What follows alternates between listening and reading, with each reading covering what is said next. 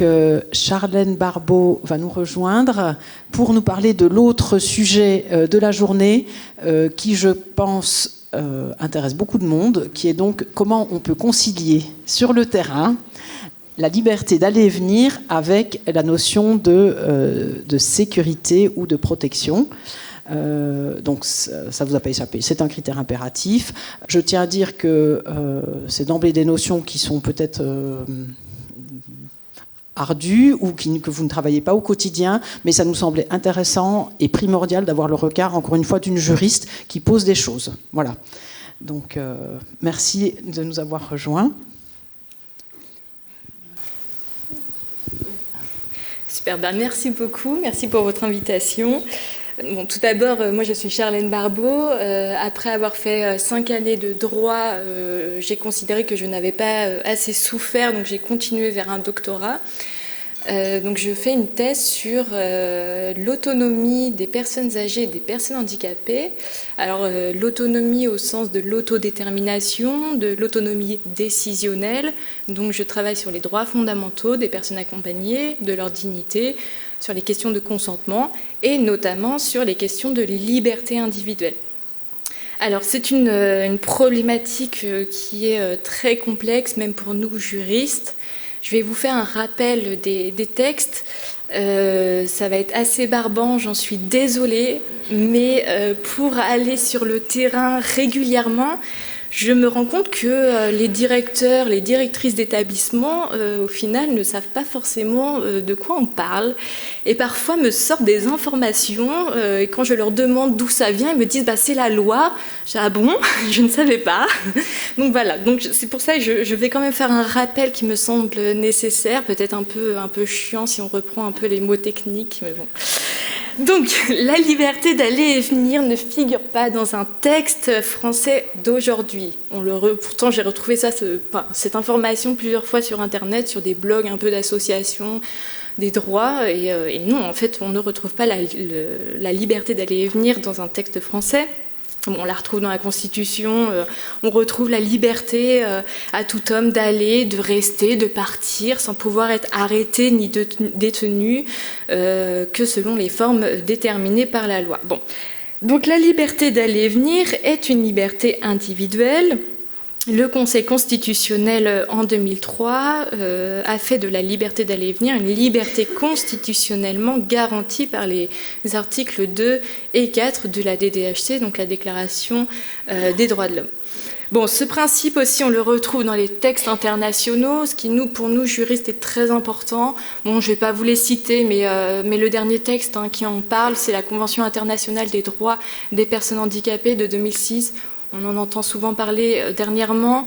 Donc pour définir la liberté d'aller et venir, je vais reprendre la Cour européenne des droits de l'homme qui nous dit que la liberté d'aller et venir permet à toute personne de se déplacer librement d'un endroit à un autre.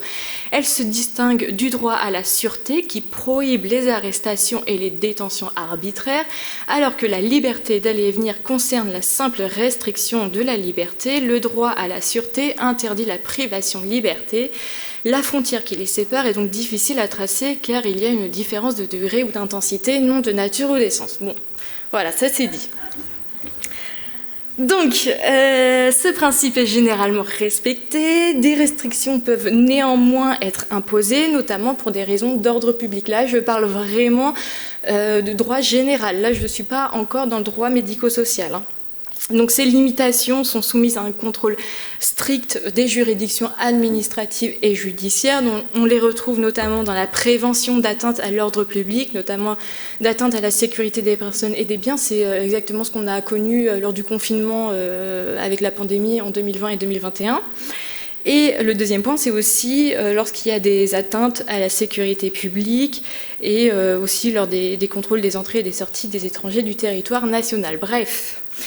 Pendant plusieurs années, la restriction de la liberté d'aller et venir ne faisait absolument pas débat dans le champ médico-social.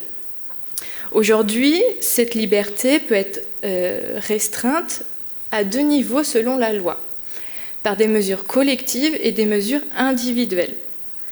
Bon, les mesures collectives et individuelles, on en reparlera. Contexte. pourquoi je suis ici, pourquoi je fais une thèse sur ça. De ce que je peux voir sur le terrain, c'est qu'on a quand même 3 tendances. Une tendance au décloisonnement entre le secteur sanitaire et médico-social, un glissement progressif du champ sanitaire vers le médico-social et la promotion de l'autonomie de la personne accompagnée. Sur le décloisonnement entre le secteur sanitaire et médico-social, qui est vraiment porté par les politiques publiques de l'autonomie, qui vise donc à un accompagnement global et continu de la personne, qui favorise donc la mise en place de partenariats entre le champ sanitaire et le champ médico-social. Ensuite, sur le glissement progressif du champ sanitaire et vers le médico-social, moi, je le perçois principalement dans le domaine du handicap psychique, avec des séjours hospitaliers plus courts, de plus en plus courts, et vers une orientation vraiment accrue vers les dispositifs et accompagnements médico-sociaux. Et enfin, avec la promotion de l'autonomie de la personne accompagnée, marquée par le passage d'un modèle vertical, donc un modèle paternaliste, où on choisit pour la personne, et là on irait vers un modèle horizontal. On a beaucoup parlé de co-construction aujourd'hui, donc c'est vers ça qu'on tend et que les politiques publiques de l'autonomie tendent. Donc les conséquences de tout ça, on a une population qui est accueillie dans les institutions, une population qui est de plus en plus dépendante, avec une intensification des besoins d'accompagnement au sein des institutions. On a un cadre juridique en décalage avec le terrain, je le vois tous les jours, et des professionnels confrontés à des tensions et à une montée en complexité entre exigences de la réglementation, des contraintes institutionnelles et les attentes de la personne accompagnée et de sa famille.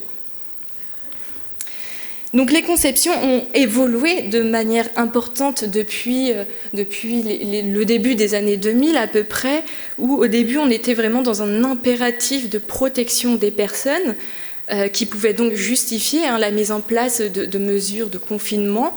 J'ai vu une affaire qui est allée devant les tribunaux en 99 et les juges en fait félicitaient le directeur de l'établissement d'avoir vraiment bâillonné la personne pour sa protection.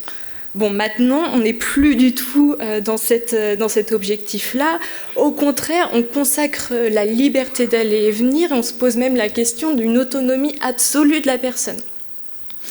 À la proclamation de cette liberté fait écho donc l'appréciation de la lecéité du recours à des mesures de contention. Le législateur ne reconnaît pas ces mesures et les attribue seulement au secteur psychiatrique. Lors des débats de la loi 2016 sur la modernisation de la santé, a été questionné le fait de réglementer les mesures de contention dans le champ médico-social. La motivation de cette proposition d'amendement a été l'analogie de problématiques qui se retrouvent autant dans le secteur sanitaire que dans le secteur médico-social. Donc je cite juste l'amendement qui dit voilà, compte tenu du caractère éminemment attentatoire de ces pratiques aux droits des personnes, il est indispensable d'en encadrer oh la vache, c'est la fin de la journée. Bref, de légiférer sur ces pratiques-là. Pardon. Cet amendement a été rejeté à la demande du rapporteur de la Commission des affaires sociales du Sénat. Car, je cite, « Les mesures d'admission en chambre d'isolement et la contention ne peuvent être pratiquées que dans les établissements de santé autorisés en psychiatrie et désignés par l'ARS pour assurer des besoins psychiatriques sans consentement. » Donc si vous avez encore des doutes sur le fait que les politiques sont complètement... ne savent même pas ce qui se passe sur le terrain, vous pouvez m'appeler, j'ai encore 3-4 exemples comme ça. Donc en fait, pour les juristes maintenant, les pratiques de contention doivent être considérées comme illégales et donc abusives en l'état actuel du droit. Je suivais un jour une journée d'études de l'ARS et il y avait une table ronde et la question était doit-on interdire les mesures de contention dans les établissements médico-sociaux. Et moi, en tant que juriste, mais attendez, les mesures de contention sont illégales, elles ne sont pas autorisées. Alors je sais, elles existent quand même. Mais voilà, il faut l'avoir quand même en tête. C'est pour ça que c'est extrêmement compliqué pour nous juristes de parler là-dessus. Donc pour le droit, légiférer sur ces pratiques reviendrait donc à les reconnaître légalement. Donc bon, la définition de la contention, on a le juge de la cour d'appel qui a défini la contention comme maintenir, alité les membres supérieurs et inférieurs attachés par des sangles. Donc là, on a vraiment une vision des magistrats, une conception de l'entrave physique qui reflète les vieilles pratiques en psychiatrie. Bref. On a aussi l'ARS qui, il n'y a pas très longtemps, a sorti une infographie, je crois, et qui a désigné les mesures de contention comme c'est l'utilisation de toute méthode manuelle, de tout dispositif physique ou mécanique qu'un individu ne peut ôter facilement et qui restreint la liberté de mouvement ainsi que l'accès à son propre corps. Donc là, c'est vraiment une définition beaucoup plus large qu'on verrait plutôt sur le terrain. Donc là, je vais vraiment parler des choses très barbantes, je suis désolée. Donc, dans le Code de l'action sociale et des familles, on a un article, l'article général, qui énonce les droits des personnes accompagnées. Donc, c'est l'exercice des droits et des libertés individuelles garantis à toute personne accueillie et accompagnée dans les établissements et services médico-sociaux. On a notamment dans son alinéa 1 le droit d'aller et venir librement. On a aussi une prise en charge et un accompagnement individualisé qui respecte le consentement éclairé de la personne. On parle de consentement éclairé, pas forcément de consentement libre, ce qui est assez étonnant parce que dans toutes les branches du droit, que ce soit dans le droit civil, dans le droit pénal, on parle toujours de consentement éclairé et libre. Et dans le champ médico-social, le droit ne parle que de consentement éclairé. Donc éclairé, ça veut dire que la personne doit avoir toutes les informations pour prendre sa décision. Libre, c'est-à-dire qu'elle ne doit pas être entravée par une autre personne. Ce qui est assez étonnant, et c'est vrai qu'on est plusieurs personnes à se poser la question. Peut-être un oubli du législateur, encore une fois, je ne sais pas. Et donc on a aussi d'autres droits qui sont mentionnés, mais le principal a été dit. Donc les outils afin de garantir l'exercice effectif des droits, on les connaît tous, je ne vous apprends rien, hein. Le livret d'accueil, la charte des droits et des libertés de la personne accueillie, le règlement de fonctionnement, le contrat de séjour ou le document individuel, le projet d'établissement et le contrat d'accompagnement par le travail pour les ESAT. Bon, je ne vais pas trop revenir dessus. Le livret d'accueil, vous savez ce que c'est, on va peut-être avancer. La charte des droits et des libertés, on a l'article 8 qui énonce le droit à l'autonomie. Il est écrit qu'est garantie à la personne la possibilité de circuler librement. Alors ce droit, à l'article 8 de cette charte, ce droit de circuler librement concerne autant la liberté de se déplacer à l'intérieur de l'établissement, mais aussi la possibilité de mener une vie ordinaire au sein de l'établissement. On a le règlement de fonctionnement. Donc le règlement de fonctionnement sert à rédiger les mesures collectives de la restriction de la liberté d'aller et venir. Ces restrictions doivent être explicitement prévues dans le règlement. Elles doivent être nécessaires, strictement proportionnées à l'objectif poursuivi, notamment en situation d'urgence pouvant justifier l'entrée dans la chambre, une fuite d'eau, des courts-circuits, ce genre d'exemple qu'on peut retrouver. Ensuite, on a le contrat de séjour. Alors, le contrat de séjour qui diffère du projet personnalisé. Ce n'est pas la même chose, mais ça encore, vous devez le savoir. Donc, dans le contenu minimal du contrat de séjour, encore une fois, on a la définition avec l'usager des objectifs de la prise en charge, la mention de prestations, d'action sociale, la description des conditions d'accueil. Voilà. Bon, après, on a le projet d'établissement. Là aussi, en tant que directeur ou directrice d'établissement, on peut émettre des volontés de garantir la liberté d'aller et venir. Donc, en fait, la liberté d'aller et venir dans le Code de l'action sociale et des familles. Tout à l'heure, je vous parlais de consentement. La question, en fait, qui est quand même très problématique, c'est que d'après une étude en 2020, mais même à l'heure actuelle, 93% des résidents en EHPAD présentent des troubles cognitifs légers à sévères. Ce qui est très difficile de recueillir le consentement, parce que je vais vous l'expliquer après, mais pour restreindre la liberté d'aller et venir dans un établissement médico-social, il faut recueillir le consentement de la personne. Bon, quand on voit ces chiffres, on comprend très vite que c'est impossible, on le sait. Voilà, donc là je vous ai mis les chiffres pour les EHPAD. Bon, j'ai trouvé aussi une étude, c'était en masse. Voilà, c'était un directeur d'établissement qui avait un peu, voilà, vous le voyez sur la diapo avec des chiffres. Donc on voit que le taux de dépendance quand même est extrêmement fort. La mobilité, 64% des résidents dans son établissement sont dépendants. Donc on le voit. Voilà, le problème est là. Jusqu'à maintenant, il n'y a que dans le champ du vieillissement que le législateur a enfin un tout petit peu commencé à se poser la question. On a la loi ASV. La loi ASV qui date de 2015 nous dit que lorsqu'est conclu dans un établissement, dans un EHPAD, le contrat de séjour peut comporter une annexe qui définit les mesures particulières à prendre autres que celles définies au règlement de fonctionnement. Donc on ne reprend pas les mêmes informations. Dans le règlement de fonctionnement et l'annexe au contrat de séjour, on ne reprend pas les mêmes informations. Le règlement de fonctionnement est un contrat qui est signé. Donc ça veut dire que l'usager a consent aussi au règlement de fonctionnement.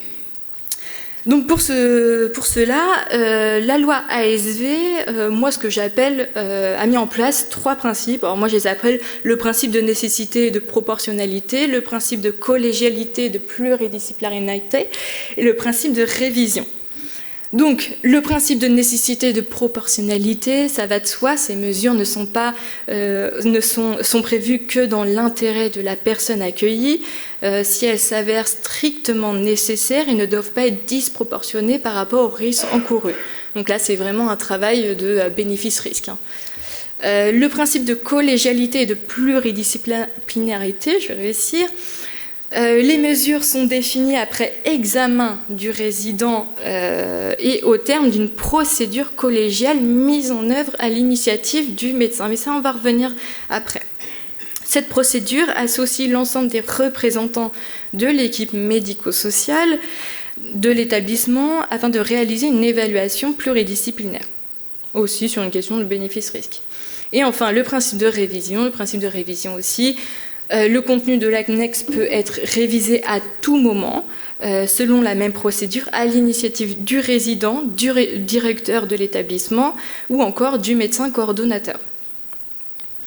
Donc voilà, ça c'est le texte qui le régit. Ça reprend plus ou moins ce que je viens de dire. Bon, là, j'espère que vous allez apprécier ce que vous voyez à l'écran parce que j'ai mis à peu près 1h30 à faire cette flèche. Je ne suis pas très douée avec les outils informatiques malgré mon jeune âge.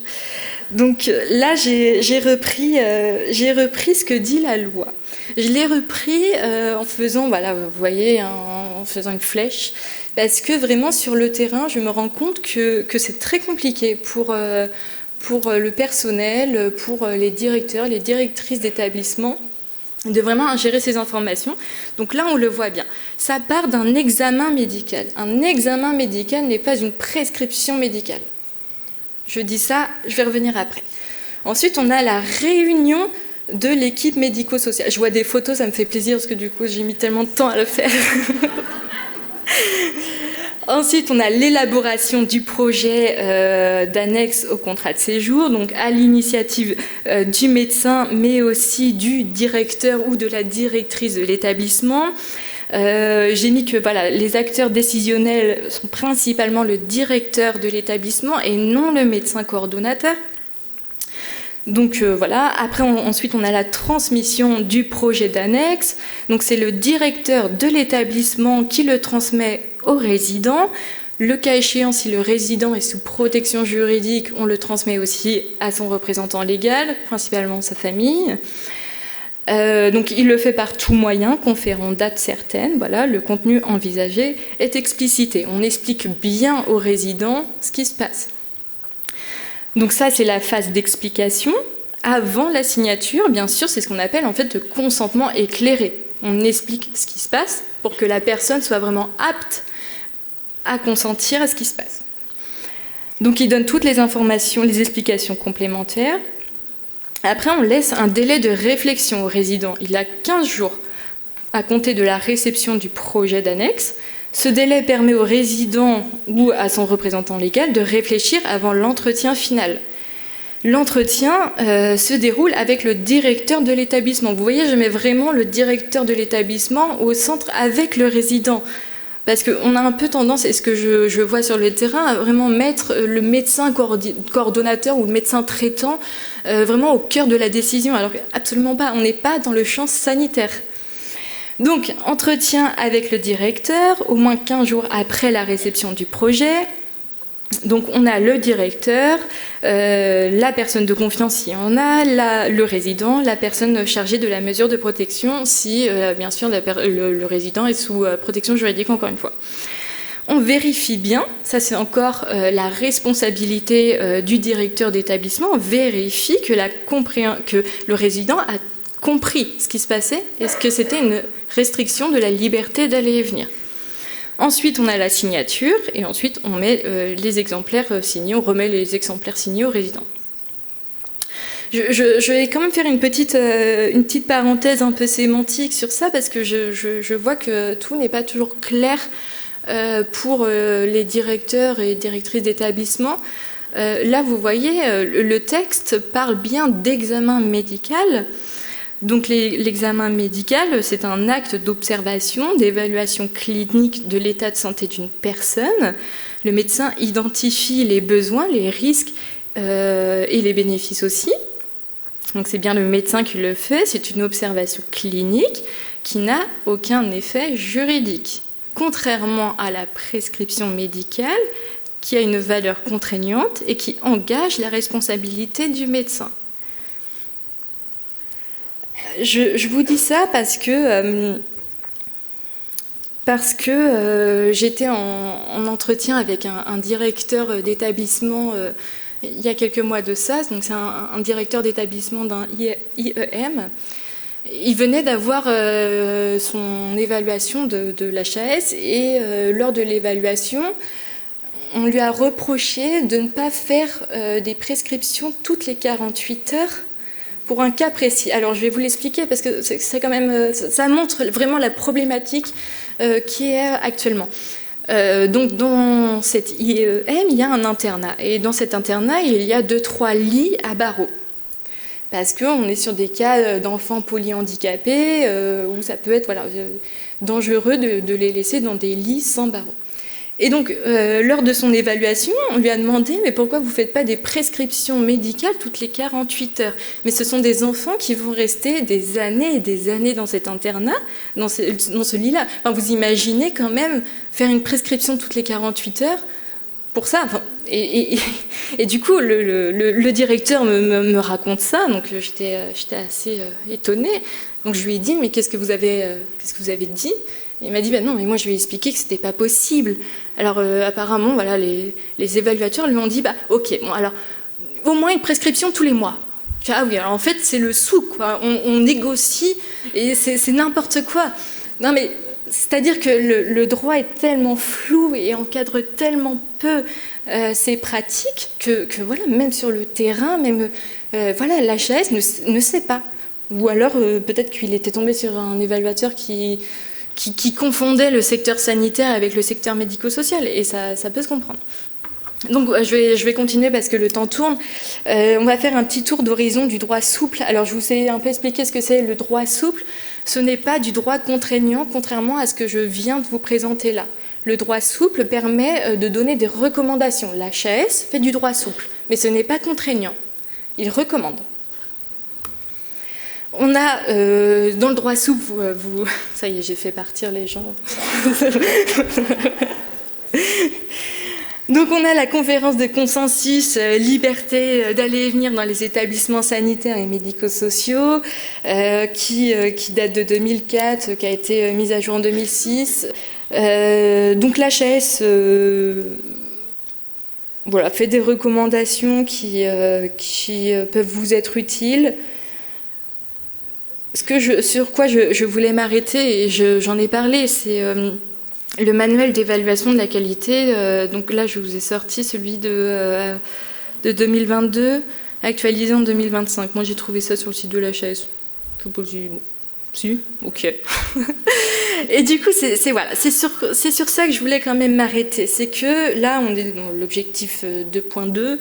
Donc les professionnels favorisent l'exercice des droits fondamentaux et des libertés individuelles de la personne accompagnée. Ok. Critère 2.2.1. Et qu'est-ce qu'il nous dit? Il nous dit dans les éléments d'évaluation, donc entretien avec les professionnels, d'accord? Et après, consultation documentaire. On a le règlement de fonctionnement. Ok, donc dans le règlement de fonctionnement, on peut avoir des mesures restrictives de la liberté, mais il y a aussi le contrat de séjour, je ne sais pas pourquoi il n'y a pas mis, et aussi procédure, exemple, prescription en cas de contention. Ah. Ben mince. Et du coup, après, on a les références légales et réglementaires, c'est tout ce que je viens de vous dire. Bon, a priori, à aucun moment, on demande une prescription, parce que la contention est interdite, en fait. Donc, dans tous les cas, on ne va pas faire une prescription alors que la contention est interdite. Mais ce n'est pas une prescription, c'est une décision pluridisciplinaire où on demande le consentement du résident. Je sais que la plupart du temps, le résident n'a pas toutes ses capacités cognitives. Mais voilà. Donc en fait, je comprends mieux pourquoi le directeur avec qui j'ai fait un entretien m'a dit que l'HAS lui demandait des prescriptions médicales toutes les 48 heures. Bon, ça vient de là. S'il y a une V2, apparemment il y aurait une V2, peut-être interroger ça, parce qu'encore une fois, ça veut dire que la prescription, moi je m'interroge énormément sur la prescription médicale parce que elle déresponsabiliserait, je pense, le directeur d'établissement ou la directrice d'établissement, et donc responsabiliserait le médecin, mais en même temps, on ne demande pas de prescription médicale, donc ça veut dire que cette prescription médicale, s'il y a un contentieux devant les tribunaux, n'a aucune valeur juridique. Et c'est bien là le problème. Bon, ensuite, si je continue sur les recommandations de bonne pratique, on a les espaces calme, retrait et d'apaisement. Alors, j'ai lu ces recommandations il n'y a pas très longtemps. Je les trouve plutôt claires sur ces questions-là. En tant que professionnel, je vous invite à les lire. Je ne sais pas si vous les connaissez, mais elles ne donnent pas forcément d'injonction, mais elles laissent à réfléchir. Je les apprécie beaucoup. Et ensuite, on a les recommandations de bonne pratique, qualité de vie en EHPAD. Effectivement, aussi, voilà, on a des recommandations sur mesurer avec la personne, la co-construction, s'assurer que la restriction est nécessaire, proportionnelle. Bon, c'est exactement ce que dit en fait le droit. Donc après tout ça, on va faire un petit tour d'horizon de la jurisprudence. La jurisprudence, en fait, le droit est tellement peu clair que je me suis dit que ça serait intéressant de voir les affaires qui sont allées devant les tribunaux et de voir comment les juges, eux, ont concilié l'obligation de protection et la liberté d'aller et venir. On a principalement, du coup, le défenseur des droits en 2024 qui s'est prononcé sur une affaire qui a eu lieu pendant le Covid. C'était une fille qui s'est plainte parce que sa maman n'avait pas le droit de sortir de sa chambre, un confinement, voilà. Donc l'instruction du défenseur des droits, donc les défenseurs des droits ont invité l'EHPAD à leur communiquer, c'est ça aussi je trouvais ça intéressant, une copie du règlement de fonctionnement de l'établissement, ce qui peut se comprendre, parce que confinement, mesure collective de restriction, donc on demande la mesure collective de restriction, on la retrouve dans le règlement de fonctionnement. On demande aussi l'annexe au contrat de séjour qui prévoyait l'isolement en chambre, donc tout est OK. Et aussi une copie des certificats médicaux, des certificats médicaux, ou de l'évaluation pluridisciplinaire menée par le médecin. Alors là, il y a le où. Le défenseur des droits ne sait pas non plus lui-même, j'ai l'impression. On est un peu dans un flou. C'est soit on demande un certificat médical parce qu'on a besoin d'une restriction de la liberté d'aller et venir ou alors de l'évaluation pluridisciplinaire, alors que le droit positif, ce qu'on retrouve vraiment dans les textes, c'est vraiment l'évaluation pluridisciplinaire. Bon. Le défenseur des droits énonce donc que la législation n'a pas été respectée car les décisions d'isoler Madame X, bien sûr j'ai anonymisé, j'ai pas le droit de vous présenter des affaires avec les noms, ça va de soi. Donc les décisions d'isoler Madame Y n'ont pas été précédées d'une consultation systématique par un médecin ni d'une évaluation pluridisciplinaire des bénéfices et des risques encourus.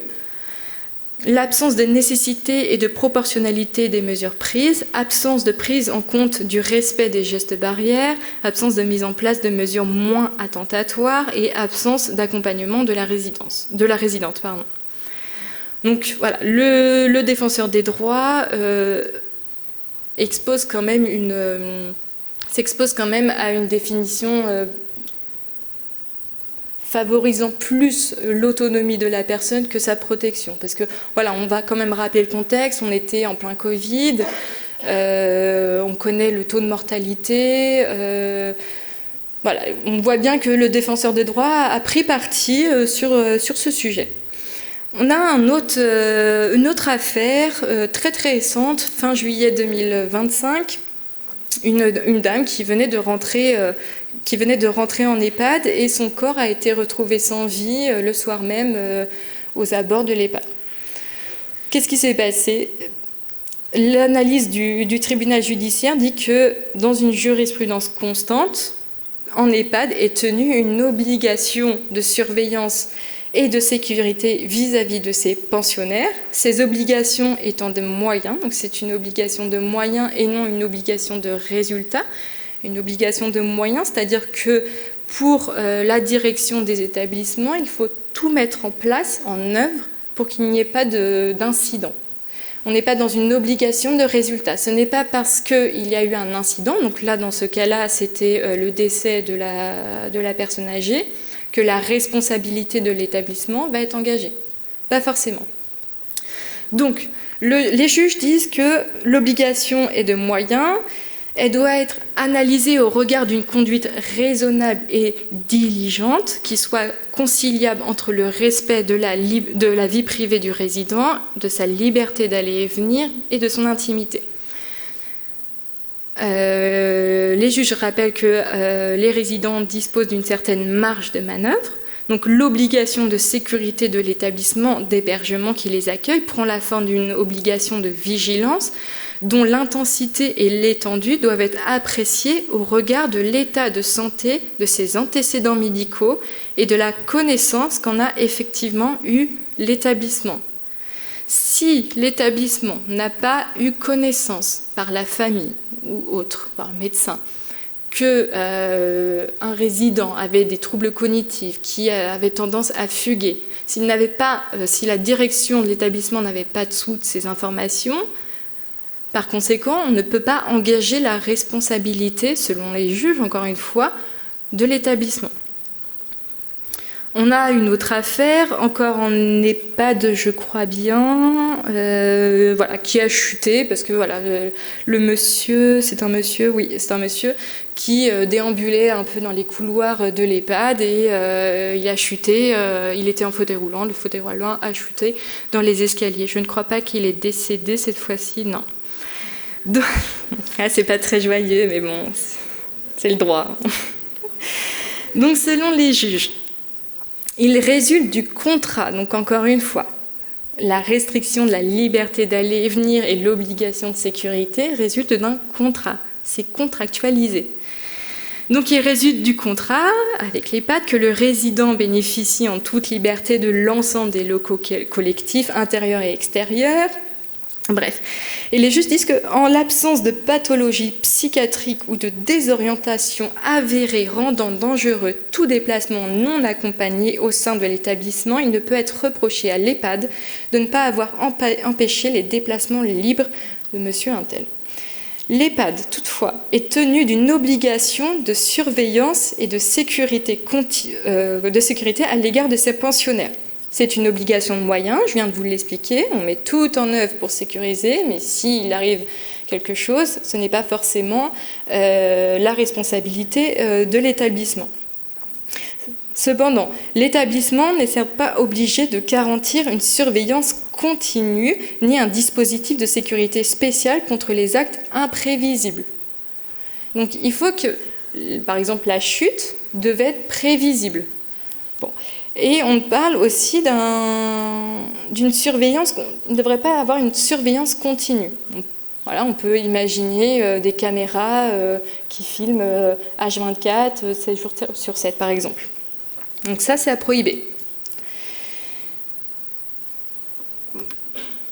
Voilà, donc la responsabilité de l'établissement est d'éviter les risques de chute les plus évidentes et les plus graves. C'est un peu à votre appréciation, en fait.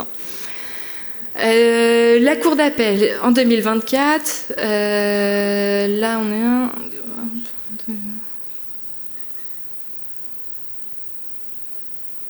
ça c'est un monsieur qui a chuté également dans les escaliers, mais il est décédé cette fois-ci. Voilà. Et donc, bon, c'était un monsieur qui déambulait encore une fois. Le système de sécurité des portes à cordes ne fonctionnait pas et il est décédé en tombant des escaliers. Voilà. Donc la Cour d'appel rappelle que le contrat de séjour prévoit, voilà, l'intitulé, aide à l'accompagnement des actes essentiels de la vie, une aide concernant la toilette, l'habillement, l'alimentation des transferts, les déplacements internes et toutes les mesures favorisant le maintien de l'autonomie assurée par l'équipe soignante. Les juges, dans ce cas-là, rappellent que cette clause, donc l'accompagnement, le droit à l'accompagnement de ces personnes, que cette clause doit s'entendre comme le fait une facilitation des déplacements par le personnel soignant et non pas une restriction de déplacement. C'est intéressant d'avoir ça en tête.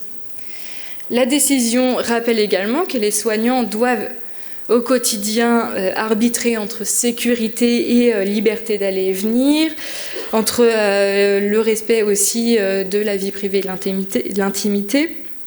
Bref, et que face à ces droits fondamentaux de même valeur, ils doivent être conciliés, bien sûr, et qu'il n'existe pas de vie privée absolue, de droit à la sécurité absolue, de liberté d'aller et venir absolue.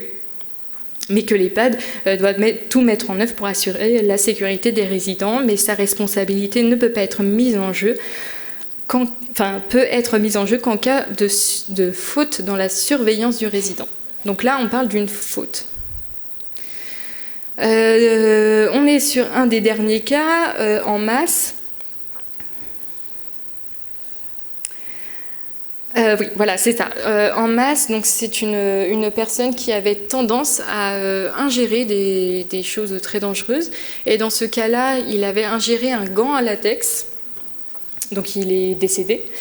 Et la famille n'est pas allée au civil pour engager la responsabilité de l'établissement, mais là, cette fois-ci, la famille est allée au pénal pour demander la responsabilité d'un homicide involontaire. Et dans ces cas-là, donc le juge s'est prononcé là-dessus. Donc le juge énonce qu'il faut apprécier la restriction de la liberté d'aller et venir et l'obligation de sécurité au regard du comportement antérieur du résident et de la connaissance de ce comportement par l'établissement. Si je me souviens bien, c'était le cas d'une personne qui avait vraiment tendance à ingérer des choses qu'il ne fallait pas, très dangereuses pour lui, et la famille n'en avait pas averti l'établissement.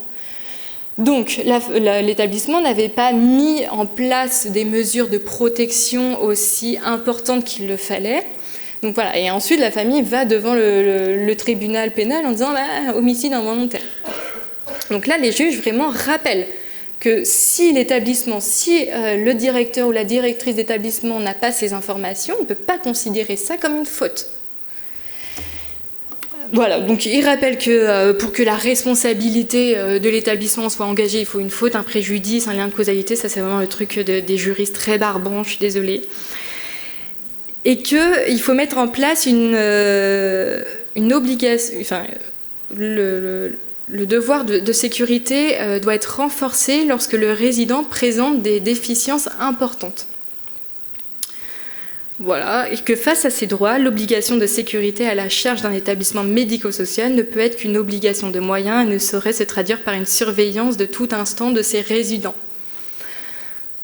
Voilà, et est-ce qu'on a le temps où je vais conclure? Je sais. Bon. Je conclue? Bon, ok. Ah, je vous passe des belles. Bref. Donc, on l'a vu, le droit positif, depuis 2015, a à peu près donné des informations sur la restriction de la liberté d'aller et venir. On l'a vu avec cette belle flèche que j'ai faite. J'espère que vous s'en souviendrez longtemps. Donc, on a quand même ce cadre juridique.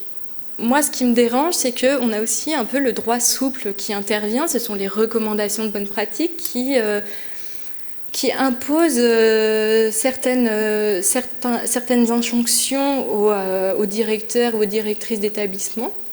Mais je peux comprendre tout à fait qu'en tant que professionnel, on ne sache pas forcément répondre à ces questions-là. Donc je trouvais très intéressant de prendre en compte les affaires qui sont allées devant les tribunaux et de voir comment les juges en fait concilient, eux, ces deux problématiques. On l'a bien vu, même si le droit positif le dit que c'est une annexe au contrat de séjour dans le cadre des EHPAD, il faut faire un contrat à la restriction d'aller et venir. On l'a bien vu dans les affaires que je vous ai présentées, je suis allée un peu vite, mais c'est bien une obligation contractuelle, mais qu'on soit dans le champ du vieillissement comme dans le champ du handicap. Là, c'est vraiment une contractualisation. C'est extrêmement important parce que ça vous protège, vous, en tant que professionnel, en tant que directeur, directrice d'établissement. Et effectivement, ça protège aussi le résident. Donc, c'est vraiment une obligation contractuelle. Il y a une obligation du respect de la liberté d'aller et venir et de la sécurité, et toute restriction doit être contractualisée. Est-ce qu'on peut ressortir les éléments qu'on peut ressortir du coup de toutes ces affaires? Je n'ai pas tout mis, hein, mais j'ai mis l'essentiel, c'est que la restriction s'apprécie au regard du comportement antérieur de l'usager. Comme ça permet d'avoir quand même une restriction proportionnée et nécessaire, plus ou moins. La mise en place d'une restriction doit être fondée sur la connaissance par l'établissement d'un comportement présentant un risque avéré. Je vous l'ai dit tout à l'heure, si la famille a omis certains éléments essentiels, la faute de l'établissement ne peut pas être retenue. On ne parle pas, et ce qui est interdit, pas de surveillance continue au absolu. C'est impossible déjà, et mettre des caméras dans les couloirs H24, 7 jours sur 7, ce n'est pas possible et c'est illégal. On parle d'une obligation de sécurité, c'est une obligation de moyens et non de résultats. Jamais votre responsabilité sera engagée s'il y a eu un décès parce que Madame Untel a loupé la marche et est tombée, alors que cette personne n'avait pas forcément de troubles cognitifs, n'avait pas de moyen d'être protégée. Le risque doit être prévisible et évident. On ne peut pas vous en vouloir s'il y a un risque imprévisible, que vous ne l'avez pas vu venir. L'accompagnement est entendu comme une facilitation des déplacements internes par le personnel soignant, et on ne parle pas de restriction des déplacements. On facilite, l'accompagnement c'est faciliter, c'est pas restreindre. Et enfin, la responsabilité de l'établissement peut être engagée qu'en cas de faute de surveillance. Typiquement, j'ai eu une affaire où c'était le digicode des portes ne fonctionnait plus. Là, c'était une faute de l'établissement. C'était à eux de réparer ce digicode. Leur responsabilité a été engagée parce qu'il y a eu un décès suite à ça. Voilà, je vous remercie. Je sais, c'est la fin de journée. On est un peu tous fatigués. Mais je vous remercie pour votre attention quand même.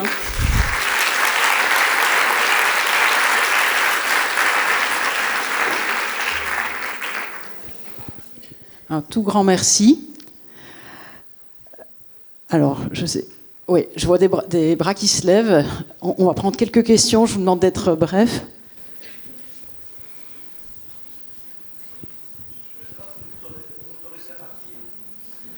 Bah non.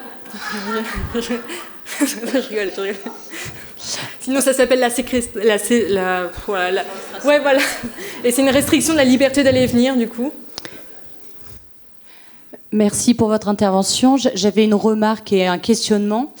Vous parlez beaucoup du coup de moyens à mettre en œuvre, qu'on ne peut pas tout réguler en termes de droit, mais qu'on doit mettre les moyens. Alors moi j'ai un cas concret, à l'IM Pro notamment, en taux d'encadrement, on a à peu près un éducateur pour 8 enfants.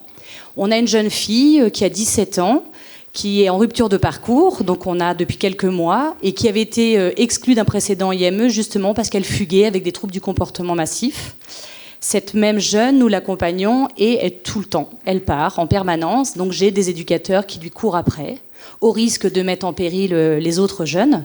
Et donc moi, dernièrement, suite au PP de cette jeune, je lui ai dit, moi c'est fini, je ne veux plus que les éducateurs te courent après parce que ça met en péril les autres qui ont besoin d'une présence d'un éducateur, qui sont épileptiques.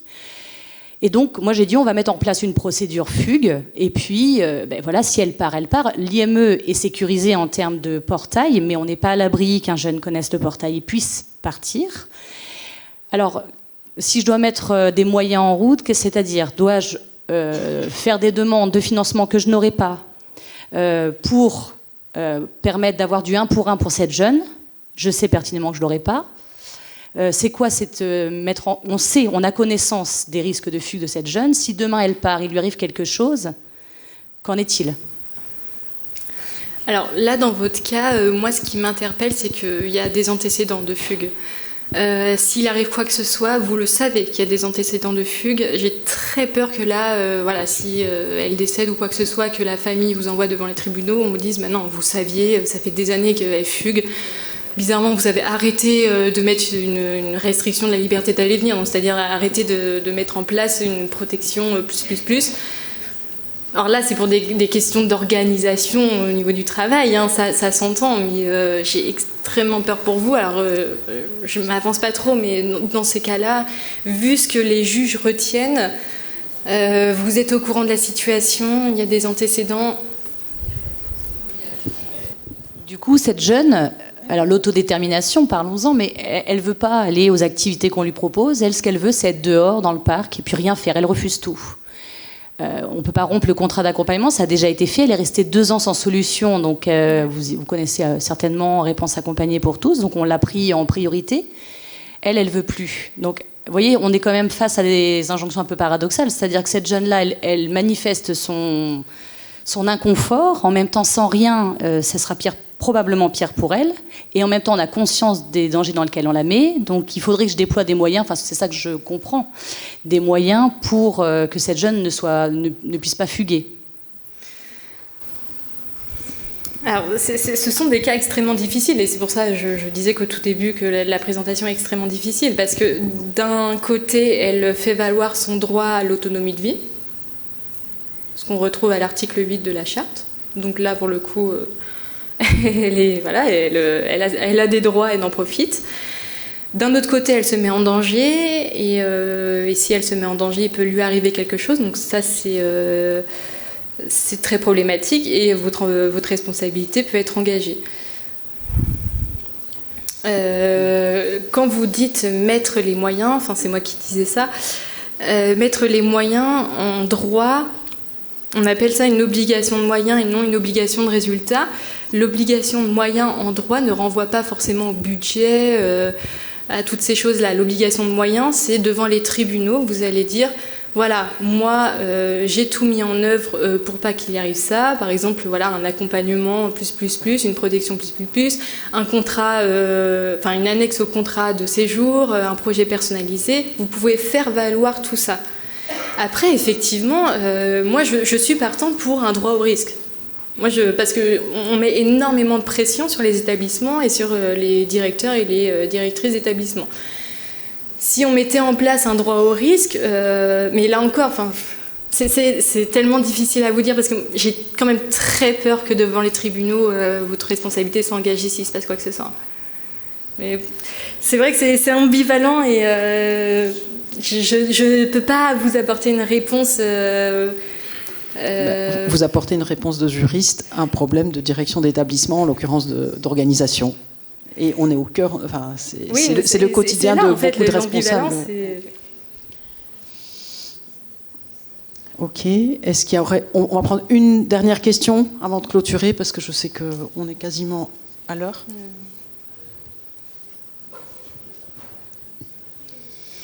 J'ai une question, alors c'est par rapport à la contention en particulier, parce que du coup, vous dites que donc c'est pas légal, sauf que nous, on a du personnel formé à la contention pour des personnes qui, aujourd'hui, en cas de crise, notamment de violence, on parlait des EIG tout à l'heure, en cas de violence, du coup, vont être ce personnel-là qui va être amené à faire de la contention sur la personne. Mais du coup, est-ce qu'un professionnel formé, vu que vous dites que ce n'est pas légal, techniquement, donc, on peut se retourner contre lui parce qu'il a effectué de la contention sur la personne ? Alors non, la responsabilité ira au directeur ou à la directrice d'établissement. Mais du coup, pourquoi on forme le personnel si on n'a pas le droit de le faire ? Alors, le personnel vient d'où ? Elle a été formée où ? C'est du personnel médico-social, c'est des formations... Elle a été formée où ? Elle a été formée en tant que personnel médico-social. Et voilà, si on forme les gens à ça, écoutez... Donc on est d'accord qu'aujourd'hui, techniquement, dans un établissement qui n'est pas médicalisé, la contention, c'est... La contention est illégale parce que le législateur en 2016 a vraiment dit dans un amendement que dans les établissements médico-sociaux, on ne doit pas avoir de contention, de mesures de contention. D'accord. Après, honnêtement, en allant sur le terrain, moi j'en vois, j'ai pas envie de dire régulièrement, mais j'en vois. Mais bon, moi c'était plus le côté de dire, parce que c'est une problématique, parce qu'on a quand même affaire à de plus en plus de cas, Madame Aubin le disait tout à l'heure, mais avec des EIG qui sont en lien avec des comportements violents ou des choses comme ça, et du coup c'est des sujets qui reviennent notamment parce que justement il nous reste quelques personnels formés à la contention, mais on n'en a pas énormément. Donc c'est un sujet qui, de la part des professionnels, est une demande aujourd'hui pour le faire correctement et ne pas faire mal aux personnes et savoir faire son travail. Mais si du coup c'est illégal... Non mais en fait c'est ça, c'est que la question n'est pas de... L'ARS, alors je sais plus, c'était que l'ARS se posait la question, doit-on interdire la contention ? Moi j'ai envie de dire, non, ce n'est pas la question, c'est il faut légiférer là-dessus, il faut l'encadrer. L'encadrer, ça veut dire que, ok, on l'autorise, mais par contre, on l'encadre. Oui. Comme il se passe dans le secteur sanitaire. Et vous parlez de sujets plutôt violents, c'est parce que maintenant, on a vraiment un décloisonnement du secteur sanitaire vers le médico-social. On a des personnes très lourdement handicapées qui passent de la psychiatrie en masse, en femmes. Et c'est là, en fait, la question, le besoin est là. C'est sûr. Merci.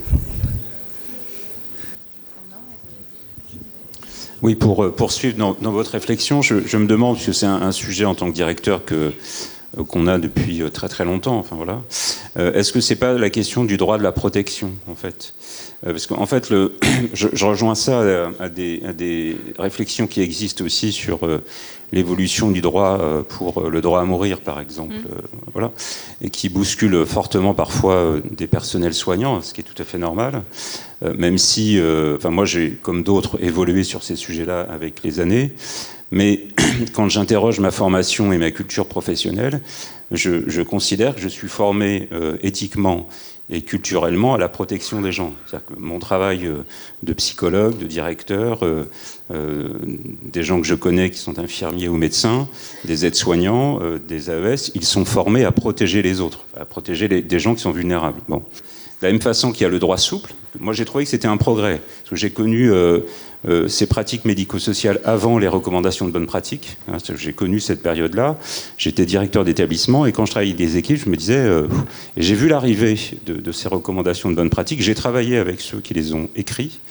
Voilà, et j'ai bien vu la différence, que ça apportait des choses intéressantes et c'était un progrès réel.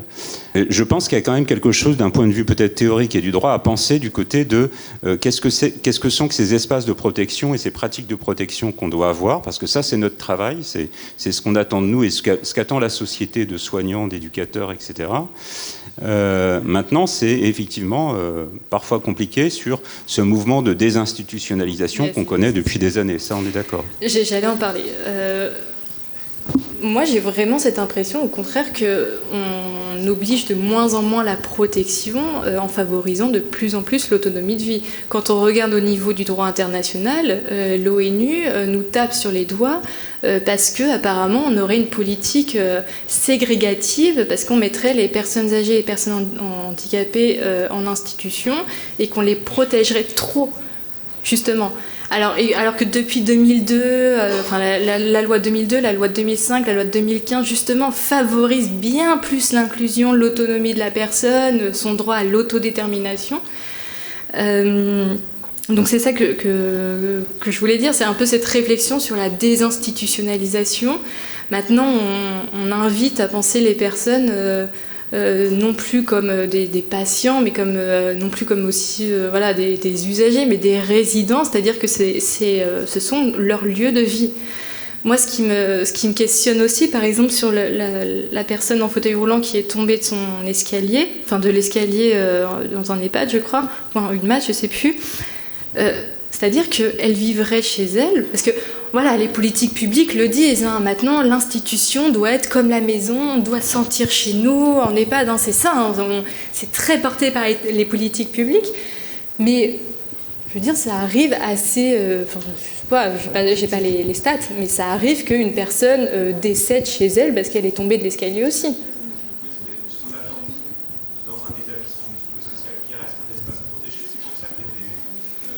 De moins en moins. De moins en moins. Oui, mais moi je suis d'accord sur cette idée-là. Je pense que l'institution, elle ne protégeait pas tant que ça, finalement. C'est-à-dire que quand on regarde les grandes institutions et des grands scandales d'abus sexuels, par exemple, qui existent dans ce qu'est les figures d'institution, bon, ça ne protégeait pas l'institution. Ça, on est d'accord.